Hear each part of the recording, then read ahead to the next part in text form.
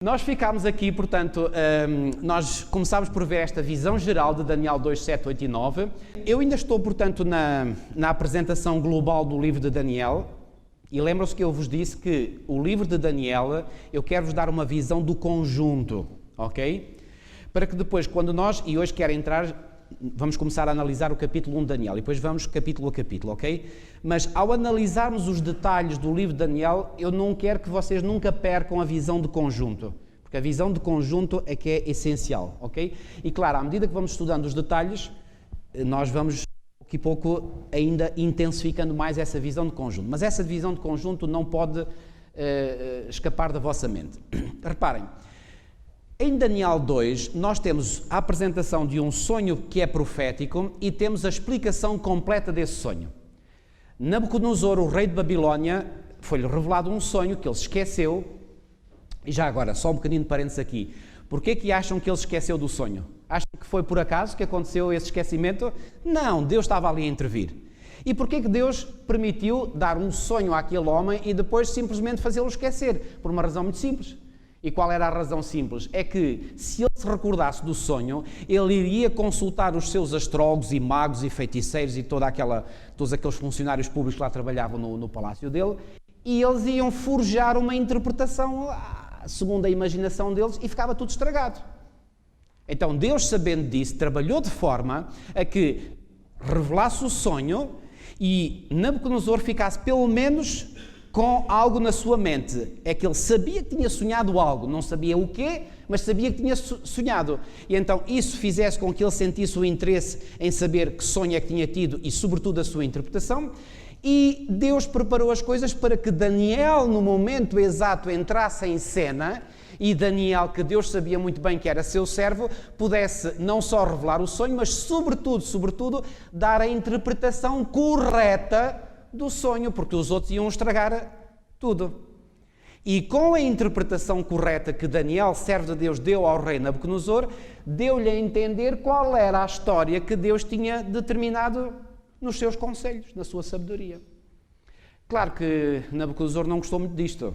E não gostou muito disto porquê? Porque o capítulo 3 mostra que Nabucodonosor manda construir uma grande estátua. E todos os eruditos bíblicos sabem que essa estátua que ele mandou fazer ou erigir no campo de Dura era uma estátua em tudo parecida, não igual, parecida à estátua que ele tinha visto em sonho. Ok? Vamos lá chegar depois em detalhes. Bom, mas aqui no capítulo 2 nós temos então um sonho que é apresentado ao rei e depois ao profeta Daniel, e a explicação que é dada é uma explicação, fixem isto, completa. Não há nada da visão do sonho que fique por explicar. Tudo é explicado. Ok? Em Daniel 7 nós temos uma visão profética que agora é unicamente dada ao profeta Daniel, ok? E também é dada uma explicação completa da visão. Não há nada da visão de Daniel 7 que fique por explicar. Tudo é explicado. Agora, há aqui algo de novo no capítulo 8. E o que é que há no capítulo 8? É dada também uma visão profética, só que a explicação que é dada é uma explicação parcial da visão. É dado a conhecer o que é que significa o carneiro, é dado... Atenção, depois vamos entrar nos detalhes, só estou a dar a visão global. É dada uma explicação do que é que significava o carneiro, depois o bode que vem a seguir, depois o que é que significa um chifre pequeno desse bode, mas, olhem aqui, explicação parcial da visão, o carneiro, o bode e o chifre pequeno foram explicados, mas não a visão da tarde e da manhã. E depois no capítulo a seguir, no capítulo 9, não temos nenhuma visão. No entanto, temos uma explicação no final do capítulo. E agora, a pergunta que eu faço a cada um de vós, que sois inteligentes, é: o que é que vocês acham que o anjo Gabriel veio explicar no final do capítulo 9 a Daniel? O que é que acham que ele veio explicar? Isso mesmo!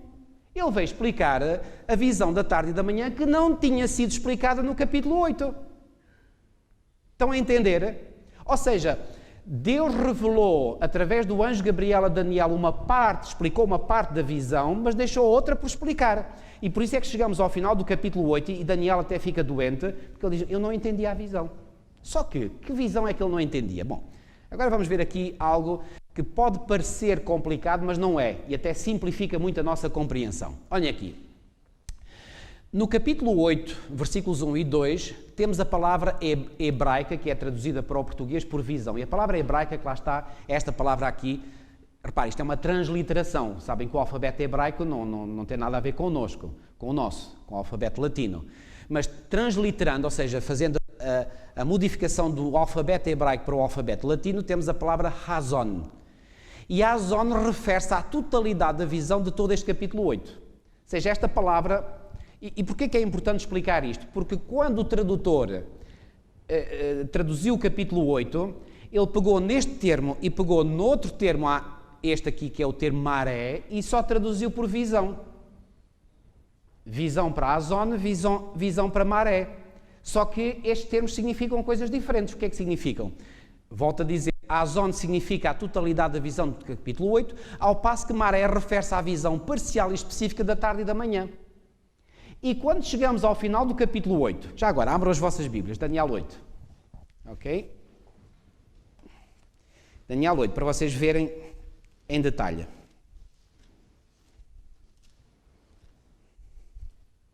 Daniel capítulo 8.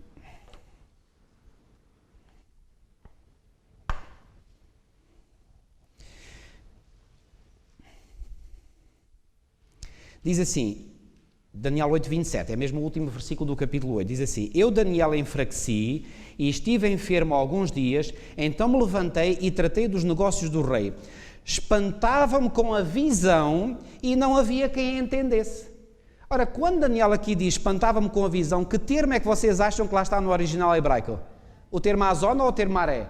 Maré, exatamente. Ou seja, Daniel não poderia dizer que não entendia a Hazon, porque grande parte da Hazon tinha sido explicada a ele. Querem ver? Por exemplo, neste mesmo capítulo 8, olhem aqui no versículo 20, 8:20. Aquele carneiro com 2 chifres que viste são os reis da Média e da Pérsia.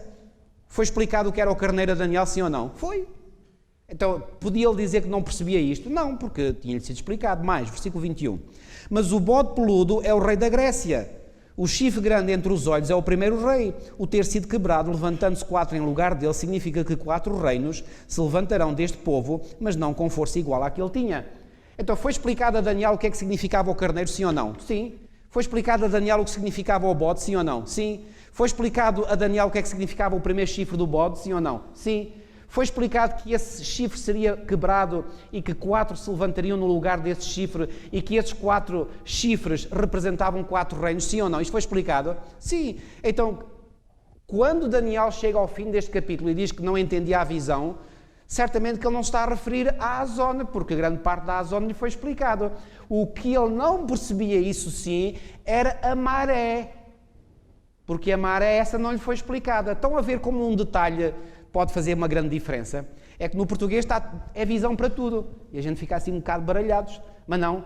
Há a Hazon, que é a totalidade da visão, e desta totalidade, digamos, 80% tinha sido explicado e Daniel tinha percebido perfeitamente, mas o que lhe estava a preocupar na mente era não perceber o significado da maré. E depois, agora vamos ao capítulo 9, e reparem, e já agora, quando ele diz aqui no final do capítulo 8, eu não expliquei este detalhe, espantava-me com a visão e não havia quem a entendesse, e reparem, quem é que não entendia? Bom, certamente que Daniel, eu estou mesmo a imaginar que Daniel partilhou com os seus amigos, com os seus companheiros, com Ananias, Misael e Azarias, esta visão e perguntou, olha, será que vocês conseguem entender? E eles também não entendiam. E porquê é que acham que ele terá pedido a colaboração dos seus amigos? Então, quando saiu o decreto do rei Nabucodonosor no capítulo 2, para que eles fossem mortos, será que eles não se uniram? Não se uniram em oração ao Deus do céu para pedir misericórdia? Então, eles estavam unidos. E certamente que Daniel aqui pediu a ajuda dos seus companheiros, mas nenhum dos companheiros sabia explicar a maré. Irmãos, permitam-me fazer aqui um parênteses para dizer o seguinte. A menos que o Espírito Santo ou algum anjo enviado a nós nos venha explicar o sentido claro das Escrituras, nós não percebemos. Sabem porque é que há tantas pessoas que não percebem as Escrituras? Aliás, o apóstolo Paulo diz isso em 1 Coríntios 2,14, que o homem natural não entende as coisas do Espírito de Deus, nem pode entendê-las, porque elas se discernem espiritualmente. A menos que Deus envie os seus agentes, nomeadamente o Espírito Santo ou algum anjo, para nos fazer entender a sua palavra, nós não entendemos. Nem Daniel entendeu. E Daniel era um servo de Deus, foi proclamado, tu és muito amado do céu. Reparem, podemos ser mesmo pessoas muito amadas do céu, mas se não vier a iluminação do alto para entendermos a palavra, simplesmente não entendemos. Daí aquele texto, por exemplo, de Tiago 1,5 que diz: se algum de vós necessita de sabedoria, o que é que deve fazer? Quem sabe? Peça a Deus, que a todos dá liberalmente. Então, amigos, este é um aspecto muito importante. Então, Daniel, ele certamente que pediu, e finalmente, no tempo que Deus achou por bem revelar-lhe, vai-lhe revelar. E agora reparem o que é que diz a partir do versículo 22 do capítulo 9, 22. Ele queria instruir-me, falou comigo e disse: Daniel, agora saí para fazer entender o sentido. E já agora, aqui o verbo entender, que no hebraico é o verbo bin, é exatamente o mesmo verbo que é utilizado no capítulo 8, versículo 27, quando diz: espantavam-me com a visão e não havia quem a entendesse. Então, ele não entendia, e agora o anjo chega junto dele e diz: eu vim para te fazer entender. E como o verbo é o mesmo, imediatamente nós ligamos uma coisa à outra e o que é que nós compreendemos? Que o anjo vem para fazer Daniel entender o quê? Aquilo que ele não tinha entendido previamente. Estão-me a acompanhar, sim ou não? Ok. Mas, no versículo 23, exatamente, no versículo 23 diz assim: no princípio das tuas súplicas saiu a ordem e eu vim para tu declarar porque és muito amado. Considera, pois, a coisa e entende, cá está o mesmo verbo bin, e entende a visão. Que visão? A Azon ou a maré? Maré, exatamente. O anjo não precisava de vir explicar a Daniel a Azon, porque a Azon já tinha sido explicada, só faltava perceber uma parte da Azon, e uma parte da Azon é a maré. Era só isto. Então, temos aqui no capítulo 9 a explicação definitiva da visão do capítulo 8. Por isso é que nós nos servimos, e bem, do capítulo 9 para poder explicar toda a visão do capítulo 8. E sem a explicação dada pelo anjo a Daniel no capítulo 9, simplesmente não conseguimos entender a maré do capítulo 8. Está isto claro na vossa mente, sim ou não? Pode parecer um bocadinho complicado, mas eu quero que isto fique simples na vossa mente. Muito bem. Temos aqui outros versículos que, portanto, não vou agora entrar mais em detalhes. Muito bem. Agora, o anjo vai dar a explicação. E a explicação de quê? Da visão da tarde e da manhã do capítulo 8, ou seja, da maré, só que aqui, aparentemente, o anjo vai complicar as coisas. E vai complicar porquê? Porque para explicar uma visão, ele vai introduzir outra visão, ou melhor, para explicar uma profecia cronológica, a profecia das 2300 tardes e manhãs, que é claramente uma profecia cronológica, ele vai explicar essa profecia que não tinha sido explicada anteriormente a Daniel, mas vai explicar introduzindo outra profecia cronológica, que é conhecida como a profecia das 70 semanas. Aparentemente ele complica aqui as coisas, mas não complica nada. E já agora, quando Daniel, por exemplo, reparem bem, até 2300, Daniel ouviu, na sua visão, ele ouviu dois seres celestes a falar, e um faz uma pergunta e o outro responde, até 2300 tardes e manhãs e o santuário será purificado. Agora, por favor, irmãos, este é um ponto crucial aqui e eu quero que vocês entendam isto na perfeição. Quando Daniel ouve isso e ouve dizer que o santuário será purificado após um período de 2300 tardes e manhãs, a que santuário é que vocês acham que Daniel pensou? Digam lá. Jerusalém, exatamente.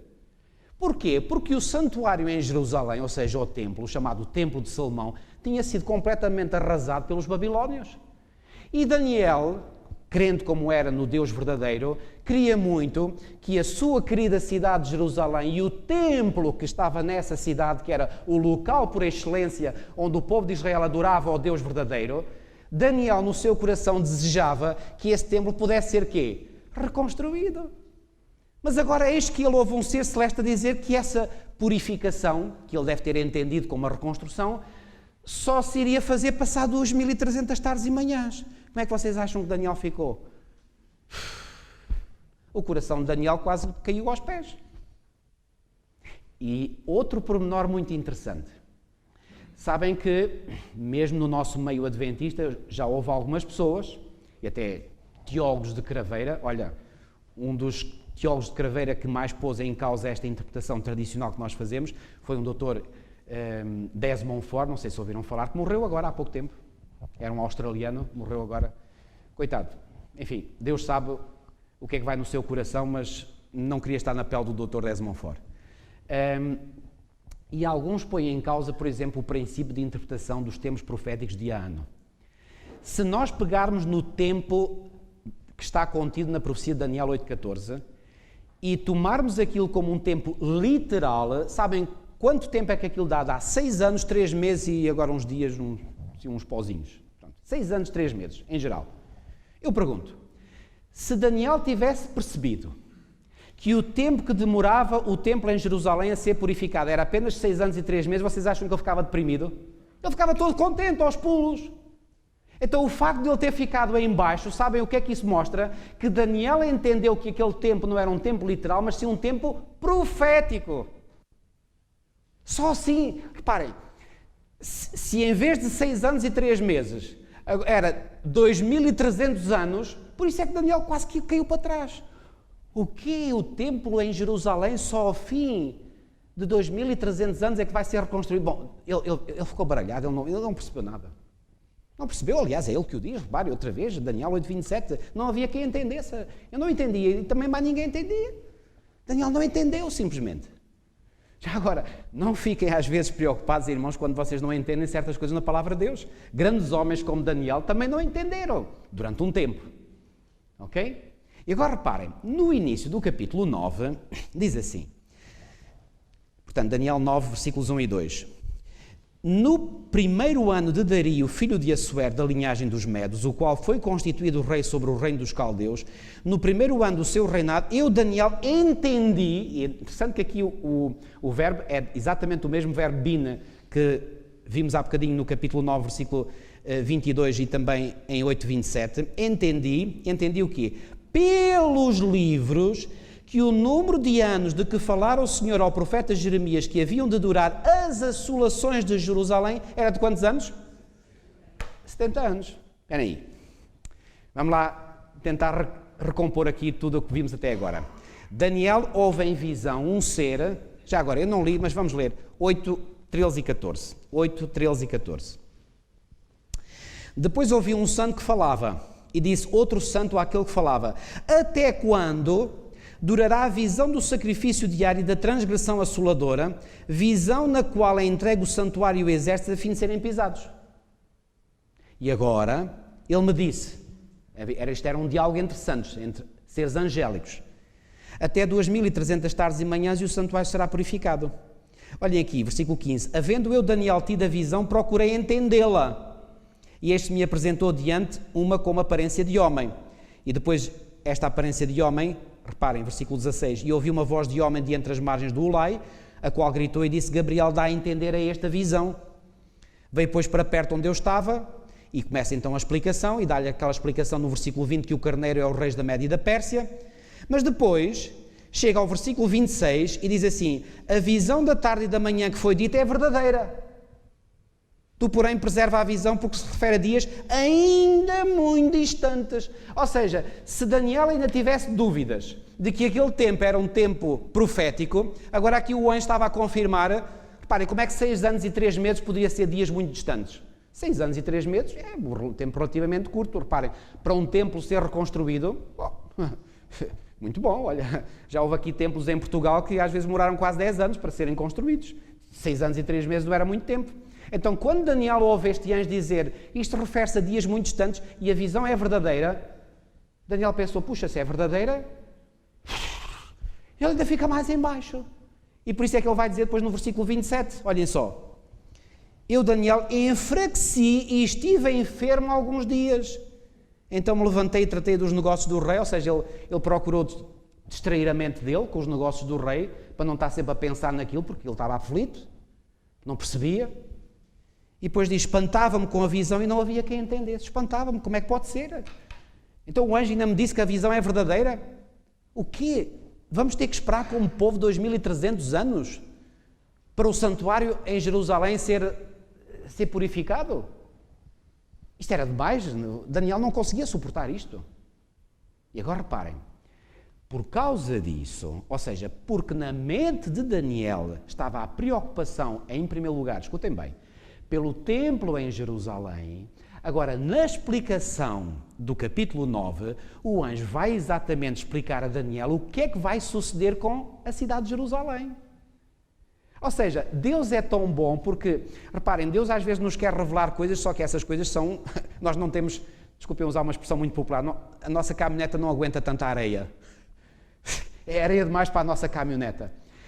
E Deus revelou ao seu querido profeta Daniel uma visão que o deixou, ele não aguentava, ele ficou doente. Agora o Senhor, na sua misericórdia, vai fazer assim, ok, vai dizer a Gabriel, dizer assim, Gabriel, dá a entender a esta visão. É o que nós lemos, por exemplo, em Daniel 9, versículo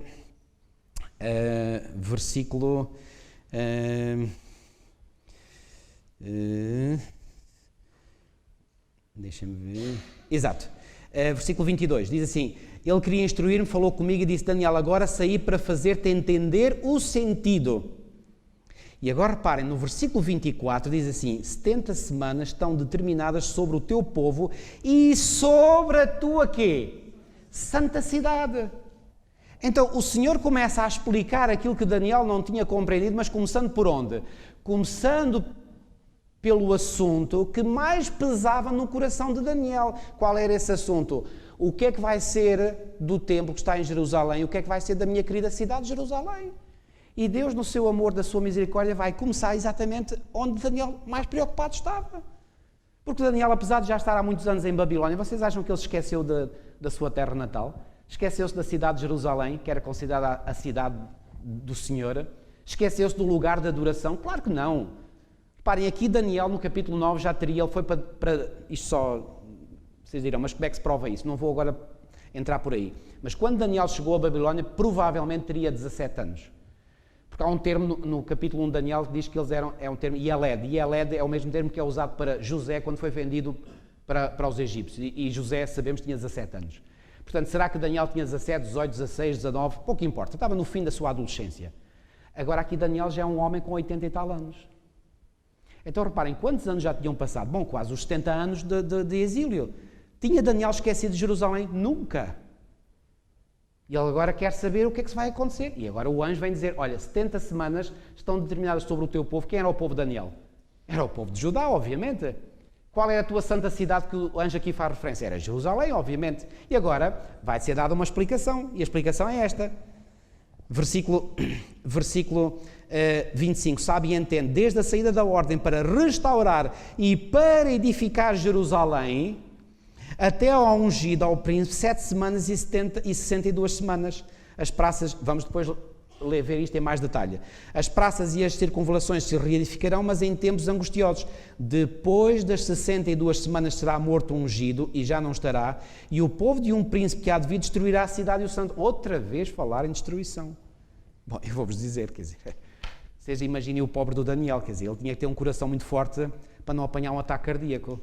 Então o anjo vem dizer que a cidade iria ser reconstruída e já está a dizer ao mesmo tempo que iria vir um povo de um príncipe que iria outra vez destruir a cidade e o santuário. Quer dizer, isto é demais para o coração de Daniel. Agora, o que é que vai ser explicado? Bom, estão a ver ali aqueles 490 anos. Que anos são estes? São exatamente os anos que correspondem às 70 semanas que estão determinadas sobre o teu povo. Já agora, lembram-se que uma vez Pedro chegou junto de Jesus e disse assim, Senhor, quantas vezes é que eu devo perdoar ao meu irmão? Até 7 vezes? Ele pensava que já estava a ser um... e ele vai ouvir da boca de Jesus uma resposta que ele certamente não esperava. Ele disse, olha Pedro, não te digo 7 vezes, mas 70 vezes 7. Sim. Eu posso imaginar o coitado do Pedro. Ele disse, se eles achavam que 7 vezes já era muito, imagina 70 vezes 7. Já repararam quanto é que dá 70 vezes 7? 490, exatamente. Olhem ali. 490. Sabem porque é que Jesus deu essa resposta a Pedro? Porque certamente Jesus queria incutir na mente de Pedro uma coisa muito importante. Olha Pedro, eu quero que tu tenhas o mesmo espírito que eu tenho para com aqueles que quem eu perdoo. E lembras que eu dei uma segunda oportunidade ao povo de Israel. E essa segunda oportunidade foram mais 490 anos. É que o povo de Israel tinha tido uma primeira oportunidade que desperdiçou. E por isso foram para o exílio de Babilónia. Agora o Senhor vai-lhes dar uma segunda oportunidade. E essa segunda oportunidade era um tempo de graça adicional de 490 anos, porque o anjo disse 70 semanas estão determinadas sobre o teu povo. E muito interessante, sabem que o termo hebraico que foi traduzido por determinadas é o termo shatak. E sabem o que é que significa shatak? Foram cortadas.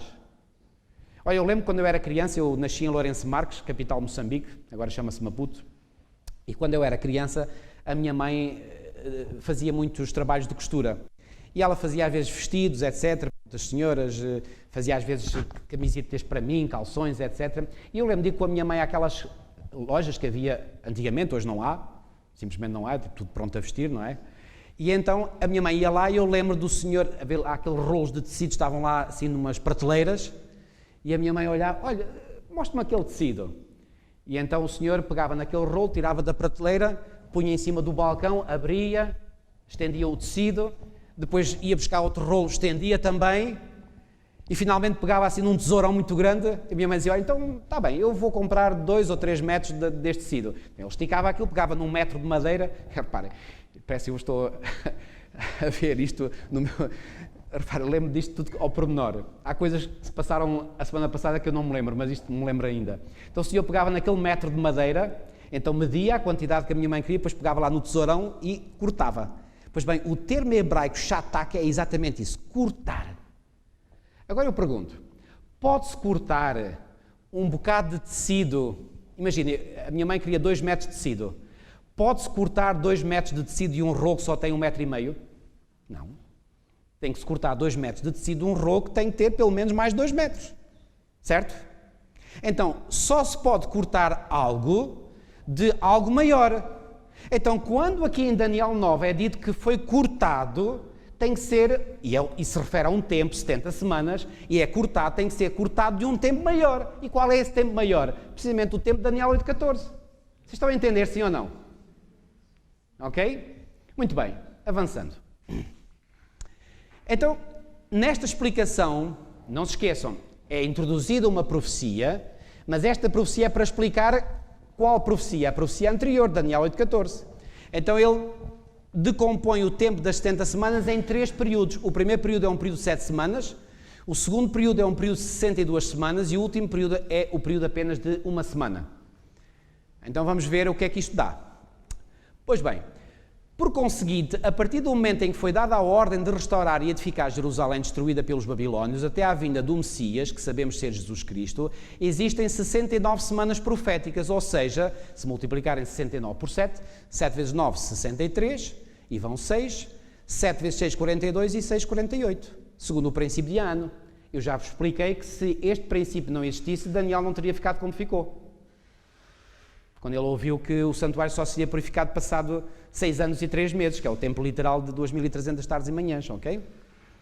Em que data foi dada a ordem para restaurar e edificar Jerusalém? Pois bem, vou-vos dizer, eu quando estava em Colões, um dia, eu estava a estudar isto mais a fundo, e eu pensei para comigo, bom, eu quero ter a certeza se isto é apenas uma invenção adventista ou se há outros que falam nisto. Bem, há momentos em que a gente quer ter bases sólidas da nossa fé. E diz, será uma invenção dos adventistas? Então eu peguei lá em alguns livros que tinham cronologias bíblicas e peguei logo lá num livro que era de um teólogo protestante, que eu sabia que tinha lá uma cronologia, que eu já tinha visto aquele livro, e fui ver, e quando eu fui ver, imaginem qual era o ano que lá estava para a saída do decreto, 457 a.C.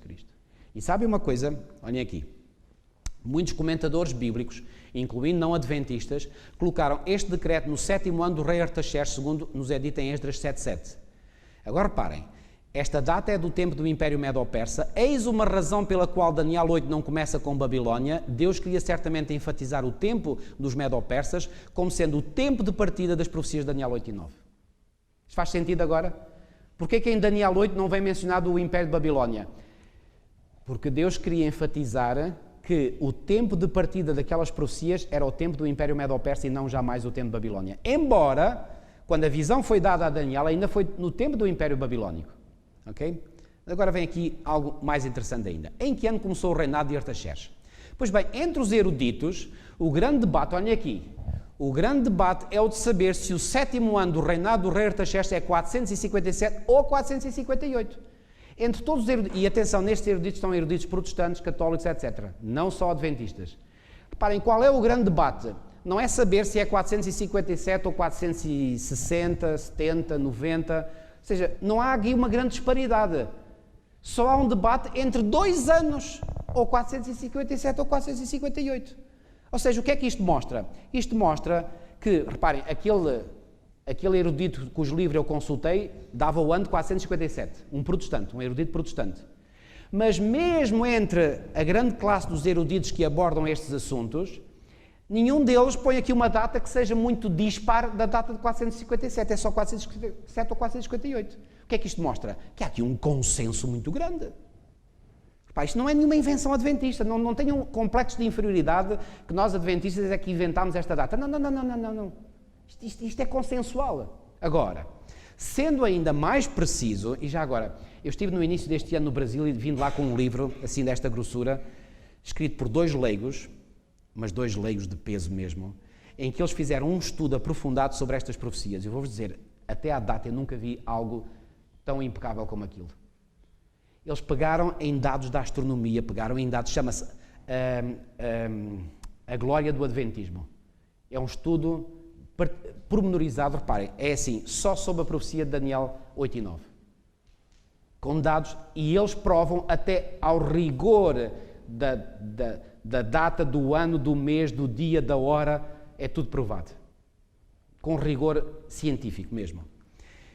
Uns dizem 457, outros 458, segundo o calendário utilizado pelos judeus. No entanto, neste livro aqui, The Chronology of Ezra 7, portanto, a cronologia de Esdras 7, Orne e Yud provaram, utilizando um grande número de fontes antigas, que os judeus empregavam um calendário indo de outono a outono para contabilizar os anos do reinado de Artaxerxes, colocando assim o 7º ano em 457. Ou seja, quando estes foram pegar em dados mais concretos e objetivos, chegaram à conclusão, não.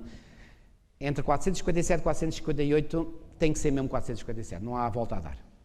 Aqui estamos perante factos, não é eu penso que, não, são factos. Ok?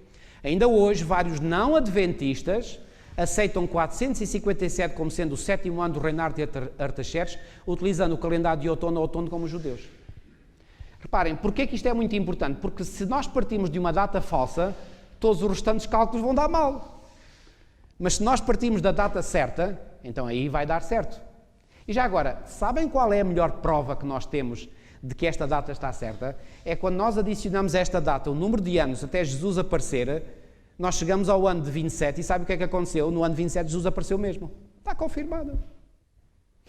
Ou seja, esta profecia é uma profecia altamente cristocêntrica, porque tem o seu centro na pessoa de Jesus Cristo e o próprio aparecimento de Jesus na história comprova que a interpretação está correta. Ok? Agora reparem. Vamos agora um bocadinho aqui fazer contas. Muito bem, 69 semanas vezes 7 dias, já vimos, dá 483 dias anos. Então, no ano de 457, a profecia das 70 semanas começou a contar. Bom, atenção, este calendário antes de Cristo é um calendário que não existia na altura, ele foi inventado posteriormente. Mas, reparem, a matemática bate sempre certo. Então, fazendo os anos a recuar para trás, nós temos então 457 a.C. e agora nós temos que adicionar aqui, quanto? 483. Porquê? Porque o Messias iria aparecer aqui neste período. Não no final das 70 semanas, mas das 70 semanas menos 7 semanas. Ou seja, no final de 483 semanas. Ora, 483, já vimos, vezes, ou melhor, 69 semanas, perdão, vezes 7 dias, dá 483 dias, que correspondem a anos. Agora vejam aqui, 457... Temos ali o valor 483, que é o valor dali das 69 semanas proféticas. Se subtrairmos 457, porque este é que é negativo, ou seja, na realidade, como é que devíamos pôr a equação? Menos 457 mais 483 vai nos levar aonde? Mas quem sabe, quem aprendeu matemática sabe que quando nós temos sinais diferentes, faz-se uma subtração e dá-se o sinal do maior. Qual é o sinal do maior? O sinal do maior, o maior é 483. E como este sinal é positivo, o sinal positivo não se põe, então quer dizer que o resultado será positivo. Tem sinais diferentes, subtrai-se e dá-se o sinal do maior, que é 483. Isto é matemática pura. Ok? Então reparem, 7 para 13, 6 e vai 1. 5 e 1, 6. 6 para 8, 2. 4 para 4, 0. 26.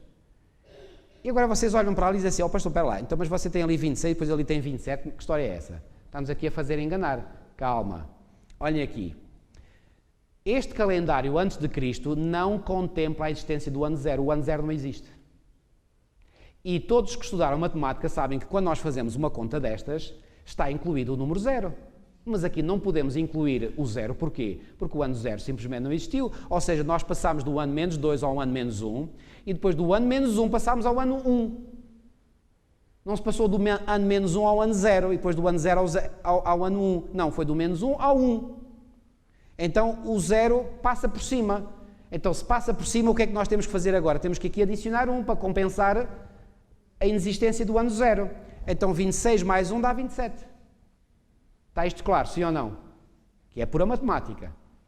Ok? Então chegamos ao ano 27. Atenção, que época do ano 27? Ainda há bocadinho lemos ali atrás. No outono. E o que é que aconteceu exatamente no outono do ano 27? Cristo é batizado por João Batista no Rio Jordão. E há um texto em Atos que diz que Cristo foi ungido no batismo. Daniel 9 fala na unção do Messias. Então ele foi ungido ao fim de 483 anos depois de ter saído a ordem publicada pelo rei Artaxerxes para a reedificação da cidade de Jerusalém. E depois sobra ali uma semana. Ora, uma semana é 7 anos. Se adicionarmos a 27, 7, dá 34. E já agora, o que é que aconteceu no ano 34? A morte de Estevão, exatamente. E com a morte de Estevão, as 70 semanas que estão determinadas sobre o teu povo, o que é que aconteceu essas 70 semanas? Terminaram. O tempo de graça para os judeus, a segunda oportunidade que Deus tinha dado aos judeus, terminou. Já agora, esta parte aqui há alguns teólogos, e para mim isto pede-me impressão, e eu tenho que ser honesto convosco, há alguns teólogos, mesmo entre nós, que ficam um bocadinho incomodados quando nós dizemos que o tempo da graça passou para o povo judeu. Eu vou-vos dizer claramente, eu não tenho nenhum problema em afirmar isto alto e bom som.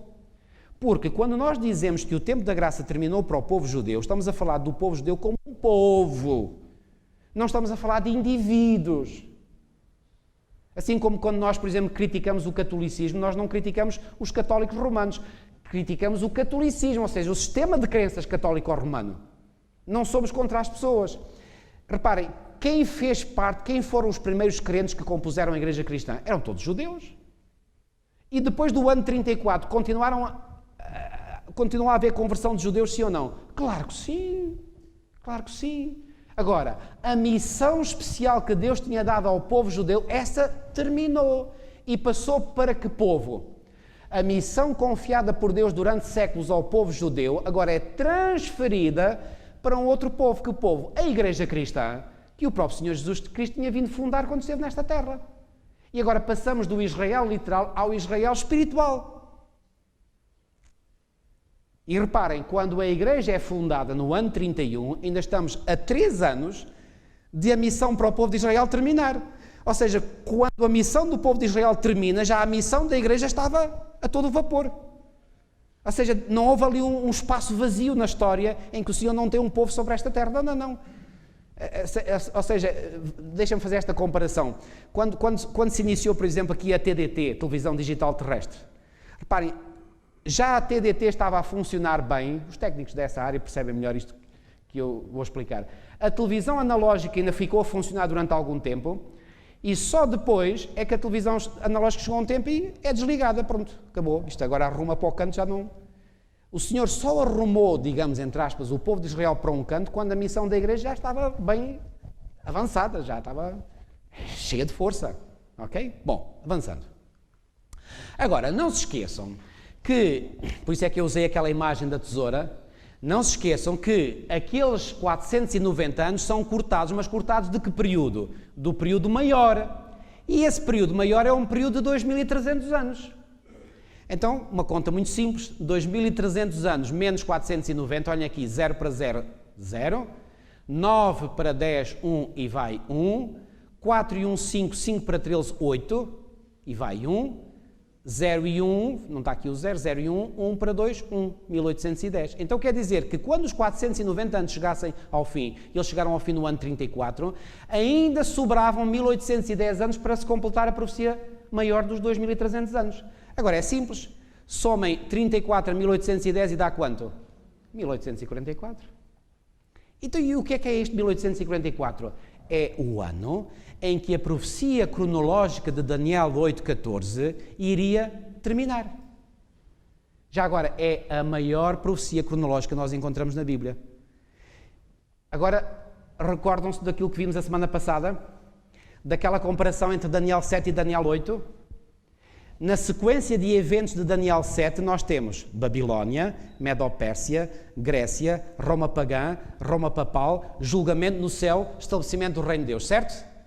Em Daniel 8, o que é que nós temos? Babilónia já não aparece, mas temos Medo-Pérsia, Grécia, Roma pagã, Roma papal, purificação do santuário. Então, a purificação do santuário corresponde ao julgamento no céu. Mas esta purificação do santuário ia começar quando? Quando o tempo profético se esgotasse. E o tempo profético esgotou-se quando? Ali em 1844. Então quer dizer que a partir de 1844 ia começar a acontecer no céu a purificação do santuário. Ou seja, o julgamento no céu. Então o julgamento no céu, que é o centro de todo o livro de Daniel, iria começar quando? Em 1844. E isto é uma doutrina fundamental da Igreja Adventista do Sétimo Dia. Não se pode ser adventista do sétimo dia, na plena acessão do termo, sem acreditar nisto que é básico. Bom, vocês dirão, alguns dirão, então, mas a nossa fé não está centrada em Cristo? Claro que sim. Mas, particularmente nesta grande verdade para este tempo, de que a partir de 1844 o nosso Mestre, Salvador e Senhor Jesus Cristo iria iniciar no céu o julgamento em favor de quem? Como diz Daniel 7, dos santos do Altíssimo. Isto é matéria relevante para nós, sim ou não? Claro que é. Puxa, se isto não é relevante para nós, então mais vale fecharmos a porta e irmos embora. Estamos a fazer aqui o quê? Irmãos, perceberam onde é que está o centro de todo o livro de Daniel? O centro do livro de Daniel está no julgamento no céu.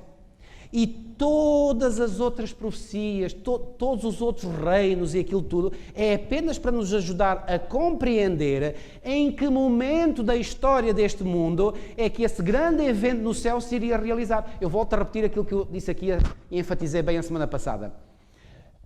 Pelas profecias de Daniel, nós ficamos a saber com rigor preciso que o julgamento no céu em favor dos santos no Altíssimo não iria ocorrer durante o tempo de Babilónia, nem mesmo depois de Babilónia ter passado à história, não iria ocorrer durante o tempo do Império Medo-Persa, nem mesmo após o tempo do Império Medo-Persa ter passado da história, não iria ocorrer durante o tempo do Império Grego, nem mesmo depois do Império Grego ter caído, não iria ocorrer durante o tempo em que Roma pagã dominou, e foram muitos anos, séculos, não iria mesmo acontecer durante o tempo em que Roma papal dominou, e aí foram 1260 anos. O julgamento no céu iria ocorrer, ou iria começar, algures após o tempo de domínio de Roma papal ter chegado ao fim. E esse tempo de Roma papal chegou ao fim em 1798. Então quer dizer que o julgamento no céu iria começar algures após 1798. Isso é o que nos diz Daniel 7.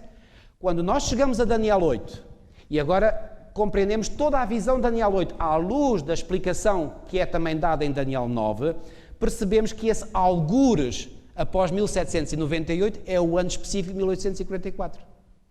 Então, amigos, nós hoje estamos a viver, desde 1844, no tempo do juízo final. Esta é a grande mensagem de Daniel.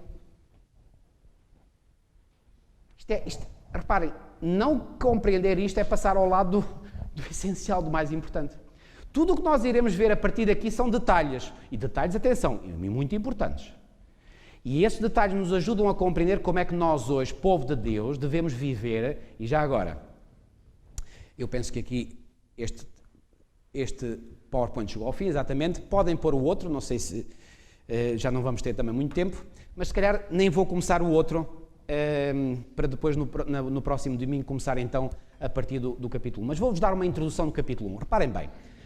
O que é que nós temos descrito no capítulo 1 do livro de Daniel? Vou-vos dar uma introdução geral, depois vamos ver em detalhe. No capítulo 1 nós temos a história de que Babilónia está em conflito com Judá e, mais do que isso, Babilónia leva a melhor sobre Judá. E leva a melhor porquê? Porque vai por 3 vezes ao território de Judá consegue uma vitória militar, mais consegue levar a maioria da população em 3 deportações consecutivas para a Babilónia, e entre esses que foram deportados estavam Daniel e os seus 3 companheiros. E vocês dirão, será que só foram esses? Não, foram muitos outros. Então, o livro de Daniel abre-se com uma luta, com um conflito entre Babilónia e Jerusalém. Sabe uma coisa? E esta é uma grande mensagem do livro de Daniel. Essa luta entre Babilónia e Jerusalém não terminou ainda. Continua ainda hoje nos nossos dias. Só que no passado nós temos uma Babilónia literal, nós temos um Judá literal, temos uma luta literal com armas, etc. Destruição literal, a cidade de Jerusalém foi literalmente destruída, o templo de Jerusalém foi literalmente destruído, eles são levados literalmente para uma nação, vão a caminhar a pé, como cativos, fazem uma viagem de cerca de 1500 quilómetros, chegam lá a um país literal, dão-se de caras com um rei literal, é tudo literal. No tempo do fim, não estamos tanto em presença de realidades literais, mas de realidades simbólicas. Mas a essência do conflito de Babilónia contra Jerusalém mantém-se. E nós hoje, queridos irmãos, nós estamos ou fazemos parte deste conflito. Babilónia, que Babilónia é que eu estou agora a falar? A mesma Babilónia descrita nos últimos capítulos do livro do Apocalipse. Ou Apocalipse 17 e Apocalipse 18 não falam de uma Babilónia, sim ou não? Então, essa Babilónia está em luta, sabem contra quem? Contra a Jerusalém de hoje. Essa Babilónia não é uma cidade literal, é um sistema. E a Jerusalém de hoje também não é uma cidade literal, mas é o povo de Deus de hoje. E vou-vos dizer, a mesma raiva, o mesmo furor, o mesmo ódio que Babilónia no passado manifestou contra Jerusalém, é a mesma raiva, o mesmo ódio, a mesma inimizade que a Babilónia de hoje manifesta contra a Jerusalém de hoje. E porque na essência do conflito não há nada de novo, nós podemos e devemos aprender muitas coisas com a luta do passado. Porque na reação que Daniel e os seus companheiros tiveram de querer conservar-se fiéis a Deus, nós retiramos lições importantíssimas para nós hoje. Porque nós hoje estamos também a sofrer a influência de uma Babilónia que nos quer, desculpem a expressão, meter as suas doutrinas e o seu modo de vida pela goela abaixo. E nós temos que ter inteligência suficiente para saber reagir e para não engolir aquilo que Babilónia nos quer meter pela goela abaixo. E sabem que Babilónia não era assim, na aparência, bruta. Até era cortês, diplomática. Reparem, pensei nisto. Irmãos, pensei nisto. Daniel e os seus 3 companheiros chegam como cativos a Babilónia, juntamente com muitos outros judeus, certamente. E agora são escolhidos, não se sabe como, que processo é que eles fizeram para escolher aqueles jovens, mas certamente olharam para eles eram, diz-nos o texto, eles eram bonitos na aparência, inteligentes. E agora pegam naqueles 4 jovens e conduzem-nos ao palácio do rei Nabucodonosor. Tentem por um bocadinho imaginar que vocês estão na pele de Daniel ou de Ananias, Misael e Azarias. E claramente vocês agora sentem-se honrados porque o resto da população de Judá é levada sabe-se lá para onde, e vocês têm o privilégio e a honra de irem para o palácio, nada mais, nada menos do que do maior monarca da época. Mas chegam ao palácio e vos é dito, olha, vocês vão ser tão beneficiados que vão comer inclusive do menu real. Como é que vocês se iriam sentir? Ui, cuidado, isto vale a pena ser prisioneiro desta forma. Só que eles não se deixaram enganar. Eles pensaram assim, ups, está aqui uma ratoeira. O inimigo está-nos aqui a lançar uma ratoeira. Porque ele quer pôr em causa a nossa fidelidade a Deus e a nossa fidelidade aos princípios que Deus nos revelou e que nós temos vivido na nossa vida até agora, e isso está a querer ser posto em xeque. Ou seja, o que é que Babilónia queria fazer? Queria enfiar o menu real pela boca abaixo destes 3 jovens hebreus. E agora a forma como eles vão reagir, reparem, eles não entram em choque com as autoridades de Babilónia, nem com o rei Nabucodonosor, nem mesmo com o chefe dos eunucos ou com o cozinheiro-chefe. Como é que Daniel aborda? Já repararam? Ele aborda com tato, com delicadeza, com simpatia, com cortesia. Sabem como é que nós hoje devemos reagir para com a Babilónia de hoje? Da mesma forma. Mas sabem uma coisa? Vou só ler este texto, que eu não resisto a ler este texto. Daniel 1:8. E com isto vou terminar. Daniel 1:8.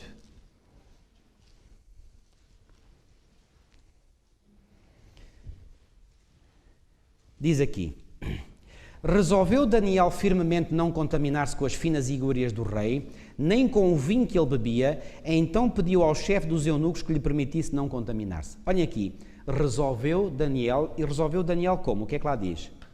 Firmemente. Irmãos, eu vou-vos dizer uma coisa, eu fico simplesmente fascinado com estas palavras. Sabe o que é que isto indica? Uma vontade da parte de Daniel de simplesmente não se deixar levar. Já algum de vós aqui foi sujeito assim a alguma pressão psicológica? Quantos de nós já? Acho que não há aqui ninguém que não tenha sofrido alguma vez pressão psicológica. E nós sentimos perfeitamente que a pessoa que está a fazer pressão sobre nós quer o quê? Quer que nós cedamos ao desejo ou à vontade dessa pessoa. E quando nós mostramos firmeza suficiente para não ceder, como é que o outro fica? Ui, cuidado. Fica bravo. Sim ou não? Reparem, Daniel aqui teve um tato, volto a dizer, uma cortesia, teve uma habilidade tal que conseguiu manter a sua posição e manter a sua posição de forma firme. E o que é que significa firme? Que ele não se deu nem 1 milímetro, nem para a esquerda, nem para a direita. Repara, isto é algo que me fascina. E apesar de toda a pressão que estava a ser feita sobre ele e os seus colegas para cederem, Daniel resolveu firmemente, é como se Daniel dissesse da sua mente: não, tu não vais, vocês não vão dar a volta a mim. Mas faz isto com uma arte, com uma sabedoria, com um tato, e os babilónios não ficam chateados com ele, ou com eles. Sabem, muitas vezes nós corremos um de 2 riscos. Eu falo por mim, que eu já caí também nesse erro. Sabem qual é? Um erro, que é um extremo, é nós, muitas vezes, para não entrarmos em confronto, em conflito com as pessoas, acabamos por ceder à pressão que possam fazer sobre nós. Isto é errado. Mas, por outro lado, o outro erro, que não é menos grave, é nós queremos mostrar que somos tão fiéis e tão leais a Deus e disparamos a torto e a direito para que eles estão contra nós. É outro erro. E ai daqueles que se levantem contra aquilo que nós queremos, que a gente dispara logo e é arrajada a metralhadora. Irmãos, nem uma atitude, nem a outra estão corretas. Aquilo que eu aprendo do comportamento de Daniel e dos seus 3 companheiros quando chegaram a Babilónia é que firmeza total. Não cederam 1 milímetro. E, no entanto, foram tão corteses, tão educados, tiveram tanto tato, tanta sabedoria, que até os babilónios ainda ficaram contentes com eles. Isto é obra, hein?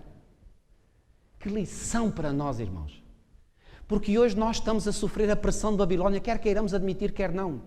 Babilónia está-nos a pressionar, e vou-vos dizer, está a pressionar sobretudo os jovens de hoje. São pressionados pela mídia, são pressionados por modelos sociais, são pressionados por ideias que ouvem na escola, entre os amigos, na sociedade, ideias essas que se opõem às nossas crenças fundamentais. Os jovens estão a ser pressionados, e não só os jovens, mas sobretudo eles, os adultos também. Estamos a ser hoje vítimas de uma luta que Babilónia está a fazer contra Jerusalém.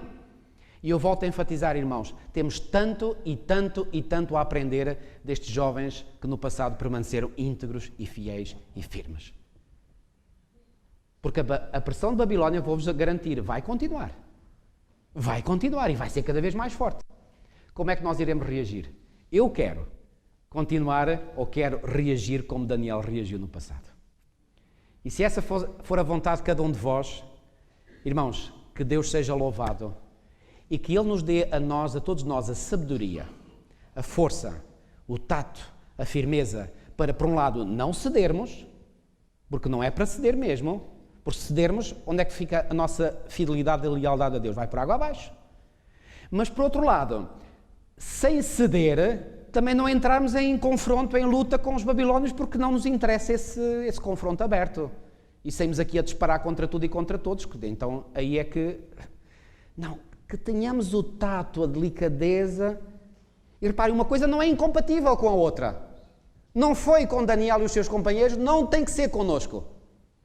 Nós podemos e devemos ser firmes e fiéis a Deus e, contudo, sem entrar em guerra com os babilónios. Perceberam? E isto só pode ser possível pela graça e pelo poder do Senhor em nós. Não há outra maneira. Irmãos, se esse é o vosso desejo, por favor, gostaria que se manifestassem, colocando-se de pé, e gostava de orar convosco. Senhor nosso Deus, nosso bom Pai, muitíssimo obrigado, Senhor, pelas lições extraordinárias que Tu nos dás através da Tua santa palavra. Obrigado, Senhor, por este exemplo magnífico de Daniel e dos seus 3 companheiros, que foram levados cativos para um país distante do seu. E ao chegarem lá, aparentemente foram muito bem tratados, mas esse era um laço, uma armadilha que o inimigo estava a colocar diante deles, para ver se eles cediam e finalmente se revelavam infiéis a Ti. Mas estes jovens não cederam, nem 1 milímetro. Resolveram de forma firme e decidida não se deixar levar. E, Senhor, que lições preciosas que isto dá para nós hoje. Porque o contexto em que estes jovens viveram é o mesmo contexto em que nós hoje vivemos. Babilónia não é mais meiga hoje do que foi no passado. Babilónia não tenta ser, não é tão menos subtil hoje do que foi no passado. É exatamente a mesma coisa, é a mesma pressão que Babilónia está a querer exercer sobre nós. Senhor, dá-nos a graça, dá-nos o poder de, por um lado, sermos firmes e fiéis a Ti, mas, por outro lado, Senhor, sermos pessoas que são agradáveis, que têm um contacto agradável com tantos e tantos babilónios que estão à nossa volta. Que eles possam ver em nós pessoas agradáveis, pessoas com quem podem conversar, pessoas até que se venham mesmo a agradar de nós. Ó Senhor, ajuda-nos nesse sentido. Não podemos fazer isto por nós próprios, porque Tu próprio foste claro, sem mim nada podeis fazer, mas nós sabemos que pelo Teu poder e pela Tua graça isso é possível. Ó Senhor, ajuda-nos a sobreviver a esta pressão terrível que Babilónia está a fazer sobre o Teu povo e a sermos vencedores. E, Senhor, nós sabemos que assim como a Babilónia do passado caiu, a Babilónia de hoje vai cair também. Mas a Tua palavra também diz que aquele que faz a Tua vontade permanecerá para sempre. Ó Senhor, que esse possa ser o caso de cada um de nós e a nossa experiência é o que pedimos e Te agradecemos pela fé, em nome do Senhor Jesus. Amém.